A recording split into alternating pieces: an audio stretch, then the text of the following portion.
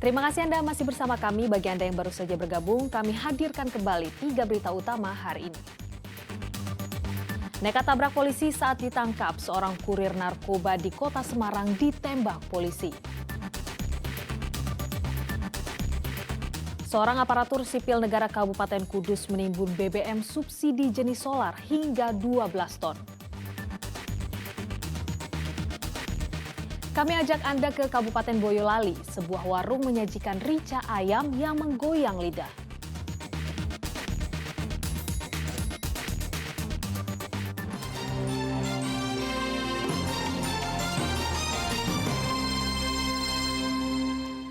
Sembilan siswa sekolah dasar di Kabupaten Grobogan diduga keracunan permen salju.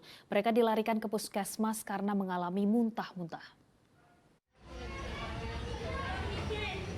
9 siswa SD Negeri 9 Purwodadi, Kabupaten Grobogan mengalami muntah-muntah usai mengonsumsi permen salju. Mereka akhirnya diperiksa dan diobservasi selama 1 jam di puskesmas. Penjual permen kemudian dibawa ke kantor Polsek Purwodadi untuk dimintai keterangan.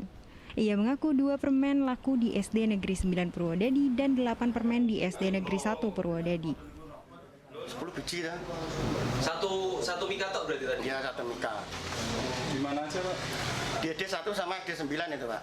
D1 habis 8, D9 2. Sisa permen yang diduga dikonsumsi oleh anak-anak selanjutnya dibawa ke laboratorium Dinkes Grobogan. Karena permen tak memiliki izin edar dari BPOM, polisi mendatangi toko yang menjual permen salju. Kini seluruh permen salju yang dijual pedagang dan toko disita petugas. Sebagian dibawa ke laboratorium kesehatan Grobogan untuk diuji. Arif Nur melaporkan dari Kabupaten Grobogan. Latihan penyelamatan kecelakaan pantai dan laut digelar Basarnas, Ditpol Airut, Polda, dan beberapa instansi terkait. Latihan di pantai Tirang, Semarang bertujuan memantapkan kompetensi petugas saat bertugas di laut, sehingga jumlah korban jiwa dapat ditekan. 3 orang nelayan tenggelam setelah kapal yang mereka tumpangi karam di perairan Semarang. Dengan kesigapan relawan laut, 3 nelayan berhasil diselamatkan dan mendapatkan pertolongan medis. Adegan ini hanyalah simulasi kecelakaan laut yang digelar Ditpol Airut, Polda Jawa Tengah. Dengan sigap, relawan tim SAR menolong korban hingga memberikan nafas buatan untuk menyelamatkan jiwa korban. Seluruh korban, 3 orang korban. Dalam pelatihan ini, 200 orang dari unsur masyarakat pesisir Laut Jawa direkrut menjadi tim SAR Arnafat Ditpol Airut Polda. Kita berkomitmen dengan Pak Heru selaku Kakak SAR Jawa Tengah. Ini kita sinergi dalam pelaksanaan SAR di wilayah Jawa Tengah. Nah, Ditpol Airut ini memang salah satu fungsinya ada fungsi SAR selain penegakan hukum terbatas di laut. Data dari Ditpol Airut, tahun lalu telah terjadi 107 kecelakaan laut di seputar Jawa Tengah, yaitu wisatawan tenggelam atau kecelakaan kapal laut. Dan untuk tahun ini saja telah ada 37 kasus. 4 kasus diantaranya kapal tenggelam dengan korban 5 orang meninggal dunia. Agus Hermanto melaporkan dari Semarang. Atas dedikasi ucapan Menggairahkan wisata olahraga dirgantara, pemerintah Kabupaten Semarang menggelar kejuaraan terbuka para layang di Gunung Gajah. 58 peserta ikut dalam ajang itu.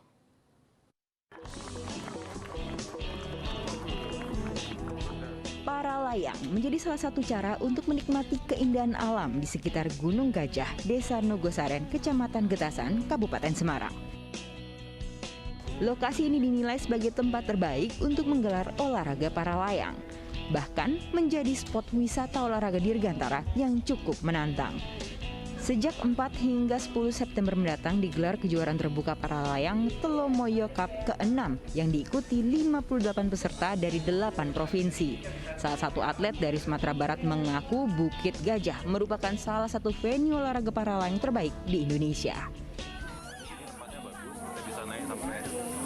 Bisa bisa sampai 3.000 yang hari Kamis kemarin itu naik sampai 2.700 meter. Jadi tempatnya secara umum bagus. Kawasan Gunung Gajah memang memiliki potensi besar untuk dijadikan destinasi olahraga dirgantara sekaligus meningkatkan ekonomi warga setempat. Harapan kami desa wisata Nogosari nanti ini kedepannya dijadikan desa wisata dirgantara Nogosari Kabupaten Semarang. Karena kita ada event-event kaitannya dengan para layang, ini menjadi event tahunan yang ada di Kabupaten Semarang, salah satunya tempatnya di desa Nogosari ini. Olahraga para layang tidaklah mudah. Para atlet harus bisa membaca arah angin dan cuaca sehingga bisa mengudara dan mendarat di titik tujuan. Olahraga ini memang membutuhkan nyali yang besar. Yulianto melaporkan dari Kabupaten Semarang.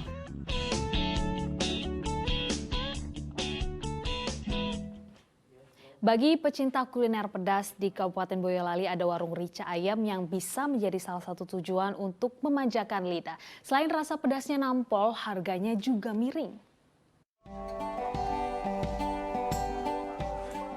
Berburu kuliner pedas di Kabupaten Boyolali tak afdol jika Anda belum mengunjungi warung Rica Ayam yang satu ini.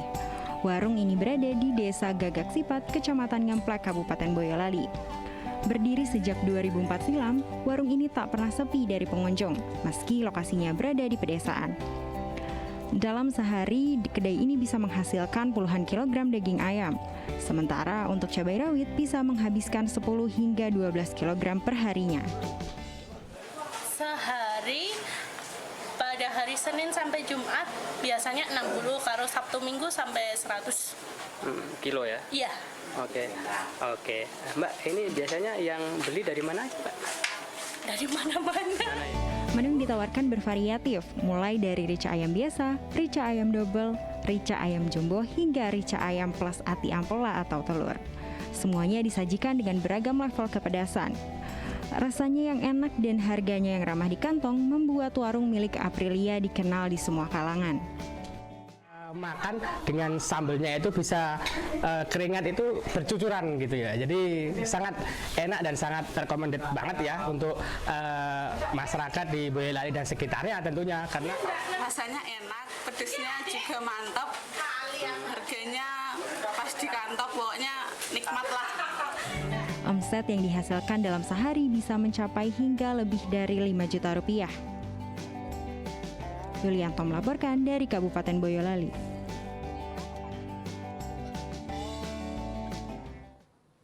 Informasi tadi mengakhiri jumpa kita hari ini. Atas nama rekan yang bertugas, saya Priscilia Claudia mengucapkan terima kasih atas kebersamaan Anda. Selamat beraktivitas dan sampai jumpa.